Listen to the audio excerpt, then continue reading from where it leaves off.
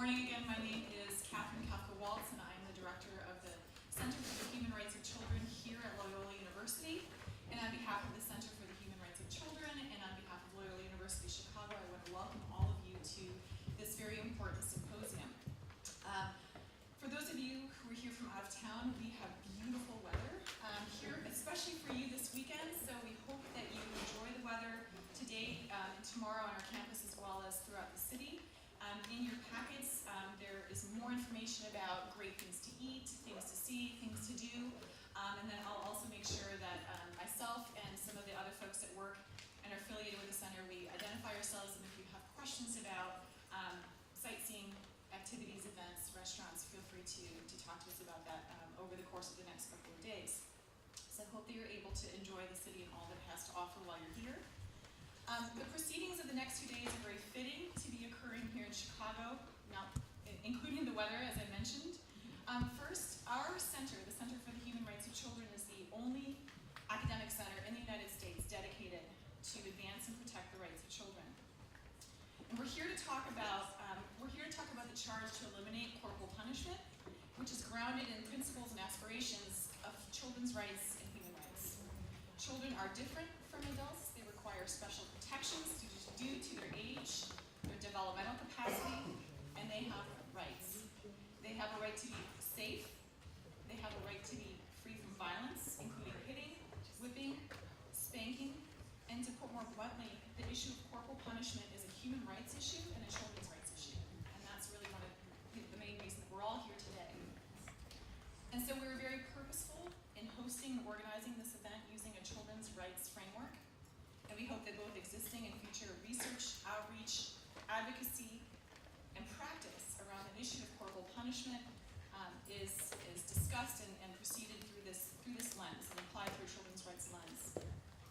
And corporal punishment, whether administered by parents, caretakers, teachers, employers, or by law enforcement or others, we know is not just ineffective discipline, abuse, or maltreatment, but that it violates children's fundamental right to respect for their human dignity, for their physical integrity. We are all here to advocate for the prohibition of all forms of corporal punishment. We have several speakers over the course of the next 2 days who will continue speaking on the intersection of children's rights and this issue, the UN Convention on the Rights of the Child, respecting children and upholding their dignity of body, mind, and spirit will be the theme running through all of the presentations over the course of the next 2 days. Before we begin the plenary presentations, I want to thank our steering committee, our staff, and volunteers, and I also want to briefly cover up just a few more housekeeping matters. Our steering committee members, Dr. George Holden, Gertrude Lenzer, Ellen Kyoga, Marie Masterson, Madeline Gomez, represent an interdisciplinary group of professionals with long histories of research, advocacy, and practice trying to eliminate all forms of corporal punishment against children. And together, we have identified a fantastic group of speakers, panelists, and participants, you all, from around the world and around the country to educate us and inform our next steps. We're really thrilled to have you all here today. And I want to give a special thanks to my friend Ellen Kyoga, who waited patiently for over 2 years and through 2 of my maternity leaves to make this event happen. Ellen introduced me to George Holden and to the other steering committee members and their long history and accomplishments on working on this issue as well as other issues around children. And during every gathering that we had, whether personal or professional or a glass of wine, she regularly admonished the policies and practices that criminalize assault and violence against adults, but condone and wrongfully defend these same forms of violence against children under the guise of effective discipline. So thank you, Ellen. And I'd also like to thank Nicole Rydell, I think who is off to the side, the Center's administrative assistant, Sarah DeCouris, one of our graduate students, and we have several Loyola student volunteers, Dominican University volunteers, and Dominion University volunteers, who welcomed you today and hopefully will be assisting you up throughout the next 2 days and through the proceedings of the symposium. We'd also like to welcome you all to a reception this evening to honor some of the pioneers in the movement against corporal punishment. I want to just briefly read the list of honorees. Susan Batensky, Al Kroll, Jim Garbarino, Joan Durant, Liz Gershoff, Gertrude Lenzer, Karen Palumbo, and Deb Sendek. There will be wine.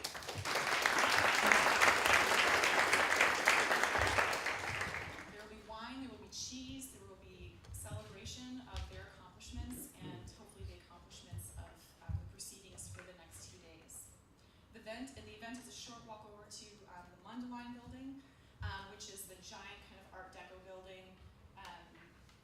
About a 5-minute walk, and we'll have volunteers that will assist you kind of walk over to that location. Briefly, a few housekeeping matters. For speakers, we have student timekeepers who will be holding up signs that say 5 minute, 1 minute. We have a very ambitious agenda and 2 full days of wonderful speakers. So they'll be holding signs up from this corner and potentially over here. So hopefully you'll see that. We will provide lunch and refreshments throughout the day. You're on your own for dinner, but we will have a boxed lunch. It'll be working lunch here in this room, and we'll also provide some afternoon coffee and cookies and some fruit. Restrooms are over on the other side of this glass kind of half wall. There are also restrooms on other floors in the building. So during breaks, if you want to step out and use one of the other restrooms, they are on other floors. You should have Wi-Fi codes in your packets. There was a question about the first letter or number. It is an L for Loyola. So it's not a 1, it's not an I, it's an L for Loyola. But no surfing the internet during the meeting. For those of you that are here from out of town, the lake is east. That's what you need to know. The lake is east as you navigate through the city. Tomorrow, for those of you that are driving, we'll be sharing the campus with a wedding and another commencement. Yesterday. Hopefully, there shouldn't be too much overlap or fight kind of in the parking lot for parking space. But I just want you to know that we'll have a lot more folks on campus. And so again, welcome to Loyola, and we hope that you enjoy the symposium. And at this time, I'd like to introduce my co-chair, Dr. George Holden, and also a pioneer in the field, and also a friend and colleague to many of us in the room. And he will talk about a little bit more about the rest of the day. Thank you.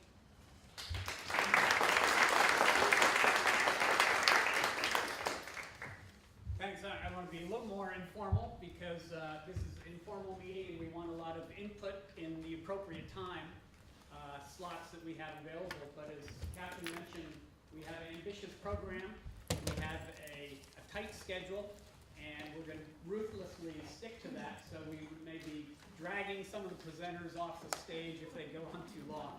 But good morning. We're delighted you're all here, and especially want to welcome our international visitors we have someone from Israel, someone from Germany, and certainly a Canadian contingent.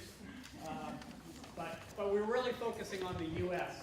In this conference and developing, as you know, trying to develop at least the ground stages for a coherent national strategy. I want to thank the Center for the Human Rights of Children, and especially Katherine and Nicole for being a great team to work with and doing such a great job in pulling this all together. And the steering committee has been wonderful to work with.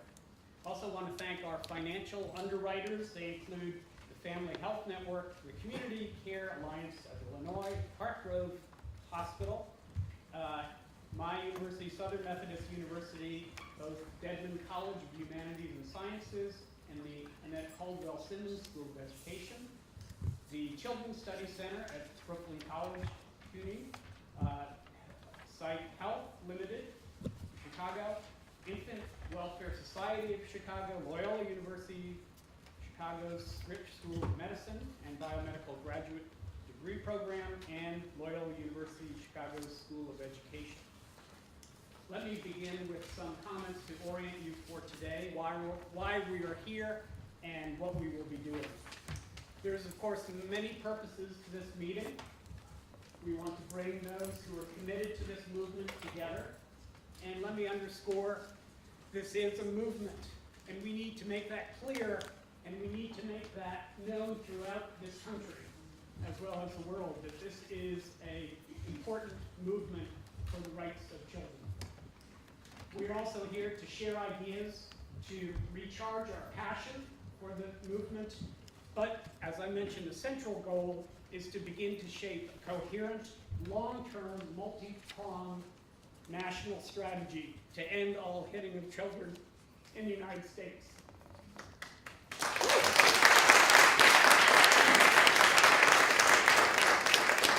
I won't apologize for getting emotional, because that's the kind of person I am, but it is an emotional issue, and we need to do this for all children everywhere. That's right.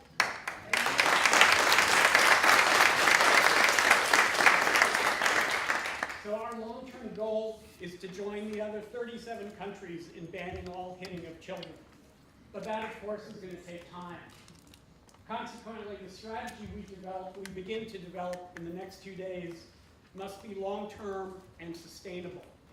After all, there have been people in this country speaking up against corporal punishment since at least the 1820s. The 1820s, and I'm not a historian, it probably goes back earlier than that in the United States. But we need to keep that in mind, and we need to develop a coherent policy so we can all work together in the community and build a better and healthier environment for all children. I was reminded of the work we need to do when I saw last year a nationally representative survey indicating that 77% of men in the United States and 65% of women agree with the statement, a child sometimes needs a good hard spanking. So we have a lot of work to do. On the legal front, just 2 months ago, in the U.S. Court of Appeals in the Fifth Circuit in New Orleans rejected the lawsuit of a Mississippi 8th grader who was paddled in school for not remaining in his seat and then sustained various injuries. So those are just two indications of the work that we need to do. We're here because we're passionate about children and their healthy development and the welfare of families. We're here because it's the 25th anniversary of the adoption of the Convention on the Rights of the Child. And we want to elevate the problem of corporal punishment so it is recognized as a core issue in children's rights and children's rights movement. It's appropriate to be meeting in Chicago because 5 years ago, the City Council passed a resolution saying that the city would act in harmony with the Convention on the Rights of the Child. And even though the U.S., as we know, hasn't ratified it, at least Chicago has made a statement that they want to act along with the rights of the child. We're here because Ellen Jocko, help me, Kaufka, who's a pediatric nurse, and she was on the advisory board of the center here, emailed me more than 2 years ago about doing something. As a founding member of the U.S. Alliance to End the Hitting of Children, which was a product of the June 2011 Global Summit on ending the hitting of children in Dallas, which some of you attended, we've developed this U.S. Alliance and since that time we've been trying out, testing different strategies. I want to introduce you to the other members of the steering committee of the Alliance. So they include Al, and if you would stand, Al Kroll, Pilar Mesa, John Peterson, who just came in, and Deb Sendak.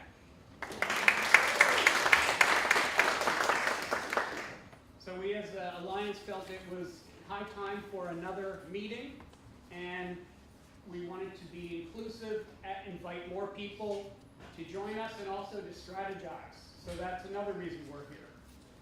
So we've come together to learn, to network, to begin to develop this strategic action plan. So let me give you an overview of today's events. Today is largely set to set the stage for tomorrow, where we're going to be doing more hands-on work to develop the strategy. But today you're going to hear overviews about children's right to be safe, what hitting does to children, the extent of the problem of hitting both in homes and schools. Then we'll hear two pioneering efforts to change the status quo. Because, as I mentioned, our time is limited, presentations will be short, and as I've heard from presenters complaining, far too short. But nevertheless, we wanted to make sure there was plenty of time for input from everyone. Along that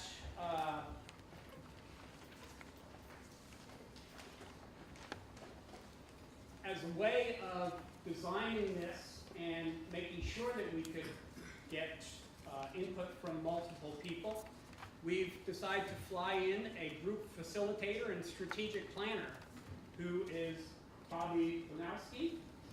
And Bobby has spent many years working with grassroots organizations, such as I think we are, as well as nonprofits, in helping them develop long-term strategic plans to meet their goals. Bobby is also committed to this topic, and we are delighted that she's going to help us and lead us today and tomorrow. So Bobby, do you want to say a few words? It is such an honor to be here. I am very committed to this topic. As a child who was spanked by my infernal father, I just am humbled by the work that you all are doing to change that world. I serve on the Children's Advocacy Centers of Texas. The board, we have 67 child advocacy centers. And we're an intervention and prosecution group, but it's the prevention is where my heart is. So it's an honor to be here.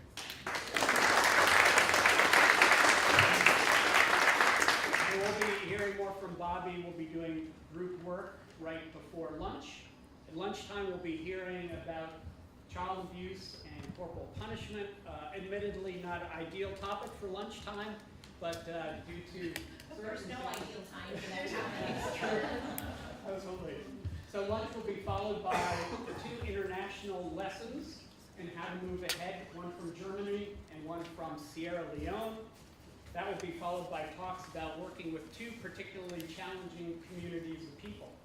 And then we will hear about legal and public health ideas about moving ahead. And then at the end of the afternoon, we'll have more group session to talk about setting the stage for tomorrow and generating some ideas. And then finally, as Katherine talked about, we'll end the day with honoring some of the pioneers and what I call the dogged activists. We're only honoring, I think, 9 here, but there's actually many more of you who could have been and probably should have been honored. But we will, at least for today, stick with those 9 that we're proud to honor. So, let me repeat that we need to keep in mind that our struggle to ensure children's protection is a long-term effort, and we need to focusing on developing the infrastructure and strategy for this effort. We need to be creative and inclusive, so I hope you will all join us as we move forward, and there'll be various opportunities to do that. Let me end my comments with a quote from the great theologian, organist, and physician Albert Schweitzer, and Nobel Peace Prize winner in 1952. And I only slightly edited his comments. At the present time, when violence, clothed in life, dominates the world more cruelly than it ever has before, I remain convinced that truth, love, peaceableness, meekness, and kindness is the antidote that will cure all violence. So, as we now move into the session, we do have 2 introductory greetings. One is from Peter Newell, who many of you know is the head of the Global Alliance to End All Corporal Punishment of Children. And I will read that. And he writes, "Warm congratulations to the organizers. I hope your Chicago conference will mark a big step toward effectively challenging the legality and social approval of violent punishment in children across the U.S.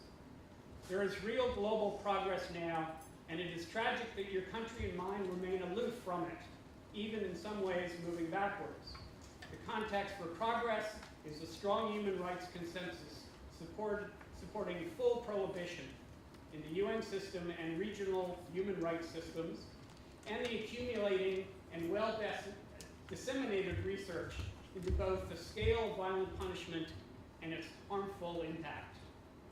One mark of progress is that in June, Sweden, the country which was the first to achieve a full ban 35 years ago in 1979, is hosting a high-level intergovernmental conference inviting the 36 other states which have prohibited all corporal punishment, together with another 40 or so which have publicly committed themselves to achieve the full ban soon. The purpose is to discuss how they can work together to speed the path to universal prohibition. And already another European state has agreed to host a follow-up meeting in 2016. You can be sure that the pace of progress toward proper respect for children's human dignity and physical integrity and to equal protection under the law in the U.S. will be decided by the strength and passion of your advocacy and others as you draw into the campaign. I hope you have a very successful conference, and I look forward to reading the results.